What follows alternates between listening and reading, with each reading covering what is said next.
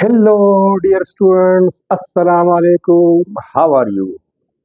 I hope that you will be in the best position of your health and you will be enjoying your studies too.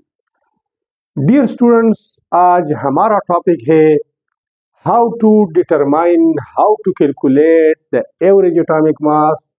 It is also called the decimal atomic mass. It is also called the fractional atomic mass. Students, आपको पता है कि periodic table में atomic number और mass number या atomic masses दिए गए हैं। अगर हम क्लोरीन की बात करें तो क्लोरीन को हम इस तरह लिखते हैं, क्लोरीन 17 एंड 35.5 इस तरह लिखते हैं। कार्बन हम इस तरह लिखते हैं, कार्बन वो लिखते हैं 6 12.001 या इसको ऊपर लिखते हैं, इसको नीचे लिखते हैं। बहरहाल मेरा मकसद ये है कि इसको 35 क्यों नहीं लिखते, इसको 37 क्यों नहीं लिखते, क्योंकि क्लोरीन के तो दो आइसोटोप से, एक होता है क्लोरीन 35 और दूसरा होता है क्लोरीन 37। ये दो आइसोटोप से, तो ऐसा क्यों लिखते हैं। और कार्बन की तीन आइसोटोप से C12, C13 एंड C14, तो हम C12 क्यों नहीं लिखते, यहाँ 13 क्यों नहीं लिखते, यहाँ 14 क्यों नहीं लिखते। तो ये तो जाहिरी बात है, अगर हम 12 लिखे तो उसका मकसद सिर्फ लाइटेस्ट आइसोटोप होगा, 13 से वो दूसरा होगा, 14 से वो तीसरा होगा। यहाँ पर एक बात काबिल गौर है कि एलिमेंट में बहुत सारे एटम होते हैं, 2 3 4 5 6 what ever they may be their number, और उनकी एटम्स, जितने एटम्स एलिमेंट्स में होते हैं सारे के सारे सेम एटॉमिक नंबर के होते हैं, लेकिन मास नंबर मुख्तलिफ होते हैं, उसका परसेंटेज भी मुख्तलिफ होता है। तो इन सब का एवरेज लिया जाता है, इन सब का एवरेज लिया जाता है और उनको एवरेज एटॉमिक मास कहते हैं। क्योंकि ये एवरेज पॉइंट्स में आता है, डेसिमल में आता है, तो इस वजह से इसको डेसिमल एटॉमिक मास भी कहते हैं या फ्रैक्शनल एटॉमिक मास भी कहते हैं। आप इसको रिलेटिव एटॉमिक मास भी कह सकते हैं यहाँ पर बुक में, क्योंकि रिलेटिव दिया गया है तो हम इसको रिलेटिव एटॉमिक मास भी बोलते हैं। कैसे मालूम करेंगे, आइए। सबसे पहले तो ऐसा है कि हमें दो चीज़ें मालूम होनी चाहिए जब हम कैलकुलेशन या कैलकुलेट करने जाते हैं किसी एलिमेंट के एवरेज एटॉमिक मास को। तो दो चीज़ें कम से कम हमें याद होनी चाहिए, गिवन होनी चाहिए। एक relative atomic masses of isotopes, के हर ये आइसोटोप का रिलेटिव एटॉमिक मास कितना है, और दूसरा नेचुरल एबंडेंस, जिसको हम परसेंटेज भी बोलते हैं। और ये दोनों मालूम करते हैं मास स्पेक्ट्रोमीटर के जरिए से। मास स्पेक्ट्रोमीटर के जरिए से हर एक आइसोटोप का एटॉमिक मास, उसका परसेंटेज और एलिमेंट में कितने आइसोटोप से, ये तीन चीजें वो हमें बताता है।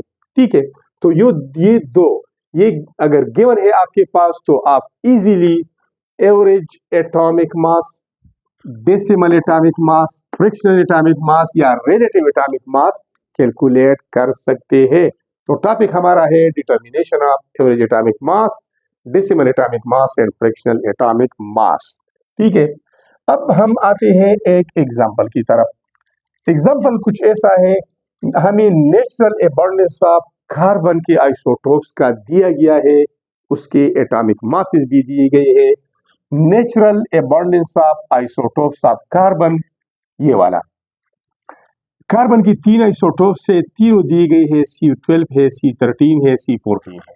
तो ये 12, 13 और 14 इसके रिलेटिव एटॉमिक मासेस है इन आइसोटोप्स के, ये हमें दिए गए हैं। इसके अलावा नेचुरल एबंडेंस भी दिया गया है कि कार्बन 12 नेचुरली इतना मौजूद होता है, 13 इतना और 14 इतना परसेंटेज में। अब हमने फार्मूला यूज करना है। So formula use, what is the formula? Formula कुछ इस तरह है कि एवरेज एटॉमिक मास या रिलेटिव एटॉमिक मास जब हम कैलकुलेट करते हैं तो सबसे पहले हम लिखते हैं परसेंटेज ऑफ फर्स्ट आइसोटोप। पहले आइसोटोप का परसेंटेज कितना है multiplied by atomic mass of that isotope which is 12। इसके बाद हमने लिखना, इस यहाँ पर प्लस लगाना है। इसके बाद परसेंटेज ऑफ सेकंड आइसोटोप ये लिखना होगा मल्टीप्लाइड बाय इट्स एटॉमिक मास, इसके साथ मल्टीप्लाई करना होगा। इसके बाद प्लस साइन आएगा। परसेंटेज ऑफ थर्ड आइसोटोप ये वाला multiplied by atomic mass of the third isotope which is 14। तो ये जनरल फार्मूला है। आप इस तरह भी लिख सकते हैं percentage of A multiplied by atomic mass plus percentage of B isotope multiplied by its atomic mass plus percentage of the C isotope multiplied by its atomic mass. जिस तरह भी आप लिख ले, लेकिन ये एक जनरल फार्मूला है और इन सब को डिवाइड करना है 100 पर, क्योंकि हमने ये परसेंटेजेस है। परसेंटेजेस ये इसका मतलब ये है 98.80 डिवाइडेड बाय 100। इसका मतलब है 1.10 डिवाइडेड बाय 100 और इसका मतलब है 0.009 डिवाइडेड बाय 100। तो 100 पर डिवाइड करना है। अब वैल्यूज पुट करते हैं। ये है एवरेज एटॉमिक मास, एएएम मैंने लिखा है shortcut average atomic mass. Percentage of first isotope ये वैल्यू मैंने यहाँ पर लिखी है मल्टीप्लाइड बाय इट्स एटॉमिक मास, ये मैंने लिखा है। ये प्लस साइन है तो ये लिखा है। परसेंटेज ऑफ सेकंड आइसोटोप वो ये वाला वैल्यू मैंने यहाँ लिखा है मल्टीप्लाइड बाय इट्स एटॉमिक मास, ये लिखा है plus percentage of the third isotope ये वाला लिखा है और मल्टीप्लाइड बाय इट्स एटॉमिक मास ये लिखा है। तो वैल्यूज मैंने पुट की और डिवाइडेड बाय 100 भी लिखा है। अब 12 मल्टीप्लाइड बाय 98.80 इससे आएगा 1185.60 प्लस साइन अपनी जगह पर।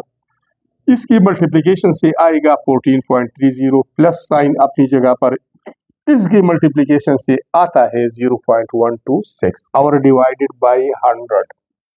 अब एवरेज एटॉमिक मास इन तीनों को जमा करना है। इससे आएगा 1200.026 एंड डिवाइडेड बाय 100।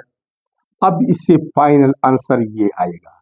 तो ये हमारे पास आया डेसिमल में, तो इस वजह से इसको कहते हैं डेसिमल एटॉमिक मास। इसको फ्रैक्शनल एटॉमिक मास भी बोलते हैं और इसको एवरेज एटॉमिक मास भी बोलते हैं और इसको आप रिलेटिव एटॉमिक मास जो कि एग्जैक्ट है उसको बोलते हैं। तो हम इसी वजह से 35.5 लिखते हैं या 12.001 लिखते हैं, 1 है या 2 है। इस तरह हाइड्रोजन का हम लिखते हैं 1.008, 1 नहीं लिखते। तो ये सारा किस्सा था, ये सारा माजरा था कि एवरेज एटॉमिक मास क्या होता है, इसको हम कैसे कैलकुलेट कर सकते हैं। तो ये तरीका याद रखिए। अगर वीडियो आपकी हेल्प कर रही है तो इसको लाइक करें, इसको फॉरवर्ड करें, चैनल को प्रमोट करें, अपने दोस्तों के साथ शेयर करें ताकि उनका भी भला हो जाए। Thanks a lot. I will be back with the new video next time इंशाल्लाह।